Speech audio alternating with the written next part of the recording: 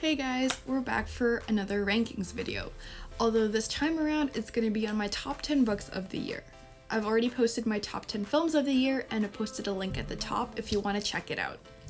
Before I continue, be sure to hit that subscribe button for more content and opinions on books, films, and even TV shows from me. I love to read, but I usually love buying books more. So I've started to really crack down on my TBR list, and here's my top 10 books of the year. At number 10, Maureen Johnson's Truly Devious trilogy. This trilogy was fun, full of twists and turns I didn't expect, and I really enjoyed it.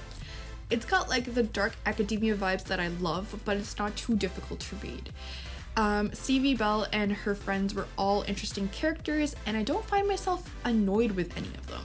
So I totally recommend reading it, though you'll have to read the whole trilogy since, well, everything is connected. At number 9, Donna Tartt's The Secret History. This was an intriguing read. It's the OG dark academia novel and tops every dark academia books list. That being said, while it is an intriguing novel, it's chock full of classics references. I understood some, but not all, so it's a little bit tougher to get through than Truly Devious. I think it's important to read to have an understanding of the genre, but I did not like the protagonist, Richard Papin, at all. Still, I did enjoy reading it, even if it did take me some time to read the whole thing. At number 8, Oscar Wilde's The Picture of Dorian Gray. Yes, I'm an English major who did not read this book until this year for my Aesthetic and Decadent Movement seminar. It's a really compelling story about morality, influence, and the purpose of art. It's not too long, and there are passages that just make you think and are super quotable as well. Although, as much as I enjoyed the book, Wilde could have really just ditched the anti-Semitism at the door. Seriously. At number 7, Cassandra Clare's Chain of Iron. I'm an avid Cassandra Clare fan, so of course this book was going to be on the list. I loved the slow burn and pining in this book, there was so much of it. Repressed Edwardian era Shadowhunters who seriously need to communicate. Normally I hate miscommunication as a plot device, but it gives me juicy drama in this book, so I'll take it. I absolutely can't wait for Chain of Thorns to come out, after that cliffhanger ending. At number 6, M.L. Rio's If We Were Villains. You're probably noticing a trend of dark academia books popping up on this list, and that's because I've gone on a dark academia binge earlier this year. This is the next quintessential dark academia book right after The Secret History. But unlike Secret History, this was a lot easier to get through, mainly because instead of classics references, it's more Shakespeare, which I understand better because, again, English major.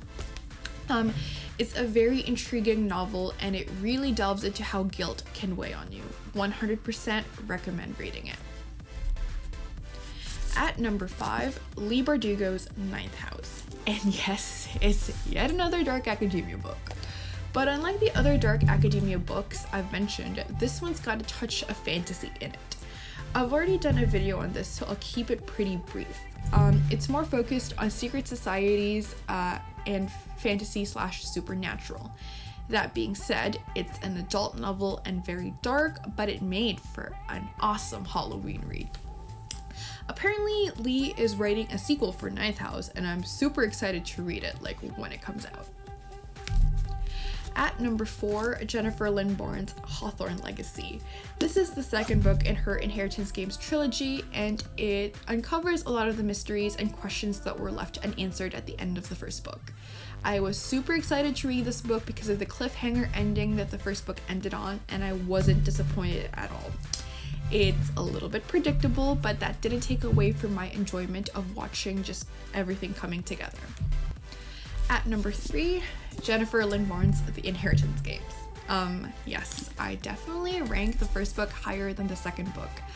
I personally felt that the writing was a lot stronger in the first book, and the pacing was very good. I loved Avery and didn't hate her at all. I also enjoyed the book despite the first person point of view. Her dynamic with the Hawthorne brothers was everything, even if I dislike love triangles. It's a very good book, and like I will always recommend reading it. At number 2, Leigh Bardugo's Six of Crows. If you've been around since I started posting videos on this channel, you know this was going to be near the top of the list. This book made me enjoy reading again. Like, it got me back into reading after the slump I've been in since I started university like 3 years ago. The characters are all well written and complex. The found family dynamic was everything. The bantering and bickering was chef's kiss. And it's a book about criminals pulling off a heist in a fantasy world. Like, I can't recommend this book enough, and I swear it's so much better than the Shadow and Bone trilogy, despite being a sequel / spin-off. And finally, at number 1, Leigh Bardugo's Crooked Kingdom. What? The sequel ahead of the first book? I know. Crazy, right? As much as I loved Six of Crows, I felt like Crooked Kingdom was slightly better, which was insane to me at first. Honestly, what made this book number 1 for me was how the heist came together at the end, especially at the auction scene. I'm not gonna spoil the book for those who haven't read it, but the book's climax was just insane, and it's why it's at the top of my list. So there you have it. Those are my top 10 books of 2021. Hopefully I can keep up this reading streak in 2022 so I can do this again next year. If you're looking for something to read, hopefully you'll check out some of the books on here and let me know what you think. And that's a wrap on my book rankings of 2021. My next video will be up in early to mid-January, and it will be on the Netflix show You. Thank you so much for watching, enjoy the holidays, and please don't forget to like, comment, or subscribe.